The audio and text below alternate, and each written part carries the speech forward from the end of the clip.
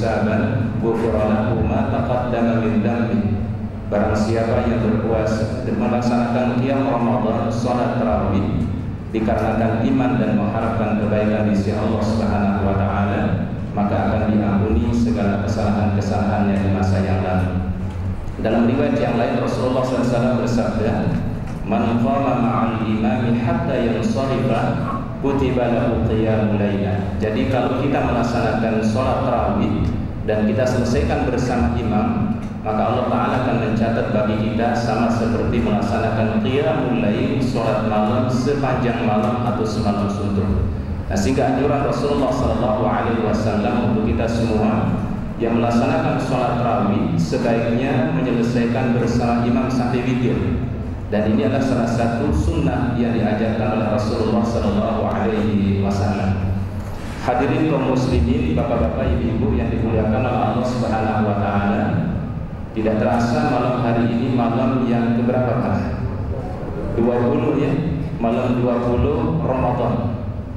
Berarti kita insya Allah besok malam itu sudah akan memasuki 10 terakhir di bulan Ramadan. Apa anjuran Rasulullah SAW ketika beliau berada di penghujung Ramadan, di 10 terakhir Ramadan?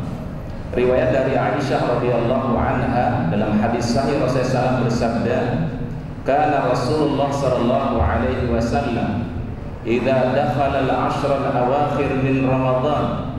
Apabila Rasulullah sallallahu alaihi wasallam memasuki 10 terakhir di bulan Ramadan, dimulai dari malam 21, syadda mizarahu, beliau mengencangkan ikat sarungnya, yaitu tidak melakukan hubungan suami istri ketika berada pada 10 terakhir di bulan Ramadan pada malam harinya. Wa ahya lailahu, dan beliau menghidupkan malam-malamnya dengan berbagai macam kebaikan dan ketaatan kepada Allah Subhanahu wa taala, memperbanyak takarrub pada 10 terakhir di bulan Ramadan. Wa aiqadha ahlahu, dan juga beliau mengajak membangunkan keluarga beliau bersama-sama menghidupkan 10 terakhir di bulan Ramadan. Bahkan digambarkan bagaimana Rasulullah SAW kesungguhan beliau di bulan Ramadan melebihi daripada bulan-bulan yang lain. Kesungguhan beliau pada 10 terakhir di bulan Ramadan itu melebihi daripada malam-malam sebelumnya. Oleh karenanya kami ingin mengajak pribadi kami dan juga Bapak Ibu semua, mari kita menguatkan kembali niat kita, azam kita, karena kita insya Allah akan memasuki puncak daripada bulan Ramadan, yaitu 10 terakhir di bulan Ramadan. Kita hidupkan dengan amalan-amalan yang disunnahkan oleh Rasulullah SAW. Terlebih jangan sekali-kali kita melewati satu doa yang diajarkan oleh Rasulullah SAW. Allahumma innaka afuun tuhibbul afwa fa'fu anni. Ya Allah, Engkau Maha Pengampun, cinta kepada ampunan, maafkanlah atau ampunilah segala kesalahan-kesalahanku. Ini doa yang diajarkan oleh Rasulullah SAW kepada Aisyah ketika beliau atau ketika Aisyah berada pada 10 terakhir di bulan Ramadan, dengan harapan mudah-mudahan Allah Ta'ala mempertemukan kita dengan malam Lailatul Qadar. Nah, ini di beberapa anjuran dari Rasulullah SAW. Hadirin kaum muslimin, bapak-bapak, ibu-ibu yang dimuliakan oleh Allah Ta'ala, tema kita pada malam hari ini yaitu hakikat kesabaran menurut Al-Quran dan Sunnah Rasulullah SAW. Ada satu ayat di dalam Al-Quran yang kita perlu tadabburi. Ayat ini Allah Ta'ala sebutkan di surat 29, surat Al-Ankabut, ya, surat yang ke-29 pada ayat yang ke-1 dan ayat yang kedua. A'udzu billahi minasyaitonir rajim. Bismillahirrahmanirrahim. Alif lam mim. Ahasiban nasu ay yutraku ay yaqulu amanna wa hum la yuftanun. Alif lam mim, hanya Allah lah yang mengetahui makna daripada ayat tersebut. Jadi ketika kita membaca ayat Al-Quran dan diawali dengan huruful muqatta'ah, huruf hijaiyah yang berada pada awal surat, biasanya tidak memiliki terjemahan bapak-bapak ibu-ibu. Di situ dijelaskan oleh para ulama, Allahu a'lamu bimuradihi. Hanya Allah lah yang mengetahui maksud dibalik daripada ayat ini. Alif lam mim. Ahasiban nasu ayyutraku ayyaqulu amanna wa hum la yuftanun. Apakah manusia mengira setelah mereka mengatakan amanna, kami telah beriman kepada Allah, wa hum la yuftanun, sedangkan mereka tidak diuji oleh Allah Subhanahu wa taala? Para ulama salafus saleh menjelaskan ayat ini adalah salah satu ayat yang menegaskan bahwasannya bagi orang-orang yang beriman kepada Allah taala dan telah mengikrarkan keimanannya, pasti akan melewati di dalam kehidupannya berbagai macam ujian yang Allah taala berikan. Yang terkadang Allah taala menguji seseorang dengan kebahagiaan, kenikmatan dan kesenangan. Terkadang Allah taala menguji seseorang dengan kesulitan, kesengsaraan dan penderitaan. Allah taala menguji hambanya dengan sehat yang Allah taala berikan, tapi terkadang orang diuji dengan sakit yang Allah taala berikan. Allah taala bisa memberikan ujian kepada seorang berupa kemudahan-kemudahan yang Allah taala berikan, tapi juga terkadang manusia diuji dengan kesulitan dan kesulitan di dalam hidupnya, yang artinya adalah semua kita pasti akan melewati ujian yang Allah taala berikan. Baik ujian ini sesuatu yang kita ingini, sesuatu yang kita senangi, atau sesuatu yang mungkin kita tidak inginkan, tidak kita harapkan. Umumnya sebagian orang atau sebagian kita beranggapan ujian itulah mestinya adalah yang sulit-sulit, sesuatu yang susah biasanya disebut ujian. Padahal di dalam konteks Al-Quran dan hadis Rasulullah Sallallahu Alaihi Wasallam, ujian itu selalu dalam dua hal yang berbeda. Bisa berupa sesuatu yang disenangi oleh manusia, bahkan ada sesuatu yang mungkin tidak disenangi oleh manusia. Sahabat yang mulia bernama Abdurrahman bin Auf, pernah beliau mengatakan, innana nasbiru 'alal bala wa la nasbiru bis sarra. Manusia bisa melewati ujian Allah taala apabila diuji dengan penderitaan dan kesulitan. Tetapi tidak sedikit manusia gagal ketika diuji oleh Allah taala dengan berbagai macam nikmat yang Allah taala berikan. Berarti sesungguhnya nikmat itu pun ujian dari Allah. Kita diberikan kesulitan, dihadapkan oleh sebuah problem hidup kita, ini adalah semua adalah ujian dari Allah Subhanahu wa taala. Apa tujuan daripada ujian ini? Allah taala jelaskan bahwasanya di antara maksud dan tujuannya adalah agar Allah taala mengetahui siapa yang benar-benar beriman kepada Allah Subhanahu wa taala dan siapa yang dikategorikan keimanannya berpura-pura kepada Allah. Oleh karenanya Imam Ibnu Qayyim Al-Jauzi memberikan penjelasan bagaimana tingkatan kesabaran di dalam konsep Al-Quran dan Sunnah Rasulullah Sallallahu Alaihi Wasallam. Tingkatan yang pertama kata beliau adalah as-sabru 'ala ta'at. Kita sabar, kita sungguh-sungguh dalam menjalankan ketaatan kepada Allah Subhanahu wa taala. Ini bulan Ramadan kita bisa buktikan Bapak-bapak Ibu-ibu. Bagaimana orang bisa tahan, bagaimana orang bisa sabar menjalankan ibadah di bulan Ramadan.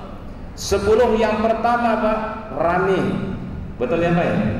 10 pertama Ramadan, rame masjid di mana-mana Pak. Bahkan masjid terkadang tidak muat tuh masjid, sampai harus sholat di luar masjid atau di halaman masjid. Tetapi memasuki 10 yang kedua mulai teruji Pak. Ya, kelihatan siapa yang benar-benar berbahagia dan bersyukur bertemu dengan Ramadan. Kita diharapkan oleh Allah Subhanahu wa taala bertemu Ramadan ini jangan sampai semangatnya hanya di awal saja. Tapi kita berharap insya Allah semangat kita sampai penghujung Ramadan, terlebih pada 10 terakhir di bulan Ramadan. Itulah kita lihat bagaimana Rasulullah Sallallahu Alaihi Wasallam kesungguhan beliau di 10 terakhir di bulan Ramadan melebihi daripada malam-malam sebelum Ramadan. Bagaimana kesungguhan baginda Rasulullah SAW di bulan Ramadan melebihi daripada 11 bulan yang lainnya. Dan insya Allah sebentar lagi kami katakan tadi kita akan memasuki 10 terakhir di bulan Ramadan yang merupakan puncak daripada ibadah di bulan Ramadan ini. Oleh karenanya kita perlu untuk menguatkan tekad kita, azam kita. Mudah-mudahan Allah Ta'ala izinkan kita bertemu dengan malam Lailatul Qadar. Ya Allah Ta'ala jelaskan di dalam Al-Quran, bahkan satu nama surat dalam Al-Quran yaitu surat Al-Qadar, sesuai dengan namanya Pak. Allah Subhanahu wa Ta'ala berfirman, Inna anzalnahu fi Lailatul Qadar wa ma adraka ma Lailatul Qadar Lailatul Qadri khairun min alfi syahrin tanazzalul malaikatu warruhu fiha biidzni rabbihim min kulli amr salamun hiya hatta matla'il fajr. Sesungguhnya kami telah menurunkan Al-Quran pada malam yang penuh dengan kemuliaan, yaitu pada malam Lailatul Qadar. Wa ma adraka ma Lailatul Qadar. Apa yang engkau ketahui wahai Muhammad tentang Lailatul Qadar? Lailatul Qadri khairun min alfi syahrin. Malam Lailatul Qadar itu lebih baik daripada 1000 bulan. Ini kurang lebih kalau ditotalkan bapak-bapak, ibu-ibu 84 tahun. Ya, kurang lebih 84 tahun ibadah satu malam, yaitu pada malam Lailatul Qadar ini nilainya di sisi Allah Ta'ala itu lebih baik daripada beribadah 84 tahun. Sehingga berbahagia kita insyaallah orang-orang yang beriman yang tetap menjaga semangat dan kesungguhannya berada di 10 terakhir di bulan Ramadan. Oleh karena sekali lagi kami ingin ingatkan, kita akan memasuki 10 terakhir ini. Mari kita kembali untuk menguatkan semangat kita agar kita bisa memanfaatkan 10 terakhir di bulan Ramadan. Sayang bapak-bapak, ibu-ibu, karena bisa jadi mohon maaf kita nggak tahu rahasia Allah Subhanahu wa Ta'ala. Apakah tahun berikutnya kita masih dipertemukan oleh Allah Ta'ala dengan Ramadan atau tidak? Karena ini semua rahasia Allah Ta'ala. Sekarang ini masih kita bertemu dengan Ramadan, tahun depan belum tentu kita bisa bertemu dengan Ramadan. Kalau dulu generasi sahabat, generasi tabi'in dan tabi'ut tabi'in, 6 bulan sebelum Ramadan mereka sudah berdoa kepada Allah Ta'ala, ya Allah berikanlah kami sehat, panjangkan umur kami bertemu dengan Ramadan. 6 bulan sebelum masuk Ramadan. Setelah keluar Ramadan, apa doa mereka? Ya Allah terimalah ibadah kami selama berada di bulan Ramadan. Nah ini yang pertama Pak, sabar ketika kita menjalankan ketaatan kepada Allah Subhanahu wa Ta'ala. Yang kedua adalah tingkatan yang kedua, kata Imam Ibnul Qayyim Al-Jauzi, as-sabru 'anil ma'siyah.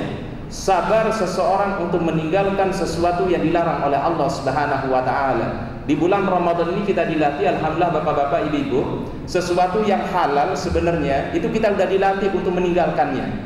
Makan, minum bagi seorang yang sudah berumah tangga kan boleh dia untuk melakukan hubungan suami istri.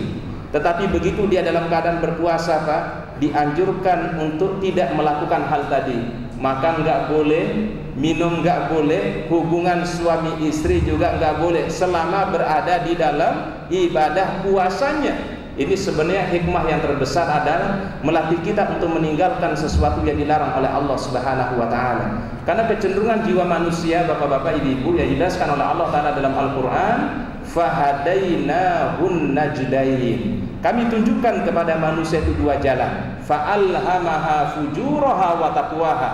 Kami ilhamkan kepada jiwa manusia itu kebaikan dan juga keburukan. Kan jiwa kita ini terkadang membisikkan yang baik-baik, tapi terkadang membisikkan yang buruk-buruk gitu Pak. Kalau kita sibukkan jiwa kita dengan kebaikan, insya Allah keburukan kita tinggalkan. Tapi apabila jiwa ini kita sibukkan dengan keburukan, maka kebaikan pun juga akan hilang. Seorang salafus soleh mengatakan, nafsuka illam tushghilha bit-tha'ah syagalat hal maksiyah. Jiwa itu kalau enggak disibukkan dengan hal-hal yang positif, maka akan disibukkan dengan hal-hal yang negatif. Jiwa itu kalau enggak diisi dengan kebaikan, maka yang diisi adalah dengan keburukan. Nah, sehingga ajaran atau hikmah dari puasa ini, bagaimana kita sabar meninggalkan sesuatu yang dilarang oleh Allah Subhanahu wa Ta'ala. Yang terakhir adalah tingkatan yang ketiga, kata Imam Ibnul Qayyim Al-Jauzi, adalah as-sabru inda al-musibah. Sabar ketika seseorang diberikan musibah, ujian dalam hidupnya, terutama ketika meninggal orang yang kita cintai, orang-orang yang menjadi bagian dari keluarga kita. Ketika kita diberikan musibah, maka ucapan yang diajarkan oleh Rasulullah SAW adalah kalimatul istirja, inna lillahi wa inna ilaihi raji'un, Allahumma ajirni fi musibati wa akhluf li khairan minha. Ya Allah, kami sadar semua yang terjadilah karena ujian yang Engkau berikan, karena ketentuan Engkau ya Allah, maka berikanlah pahala pada setiap musibah yang kami hadapi, dan berikanlah ganti dengan yang lebih baik. Sabar ketika kita mendapatkan ujian, sabar ketika kita menerima ketentuan-ketentuan dari Allah Subhanahu wa Ta'ala. Mudah-mudahan ibadah puasa yang kita jalankan ini kita bisa maksimalkannya, dan kita bisa mensyukuri kita bertemu dengan Ramadan. Sekali lagi, mari kita perkuat azam kita, niat kita untuk menghidupkan 10 terakhir di bulan Ramadan. Dan alhamdulillah di Masjid Nurullah ada kegiatan i'tikaf, maka kami mengajak semua jamaah Bapak Ibu yang ada keleluasaan waktu di malam hari untuk bisa berada di masjid beriktikaf, dan kita harapkan bisa bertemu dengan malam Lailatul Qadar, malam yang penuh dengan kemuliaan yang lebih baik daripada 1000 bulan. Mudah-mudahan Allah Subhanahu wa taala memberikan keistiqomahan kepada kita untuk bisa menjalankan ibadah puasa dengan sebaik-baiknya sampai kita berada di penghujung Ramadan, dan mudah-mudahan kita senantiasa termasuk orang-orang istiqamah di atas agama dan ketaatan kepada Allah Subhanahu wa taala. Wallahu a'lam bissawab. Subhanakallahumma bihamdika asyhadu an la ilaha illa anta astaghfiruka wa atubu ilaik. Assalamualaikum warahmatullahi wabarakatuh.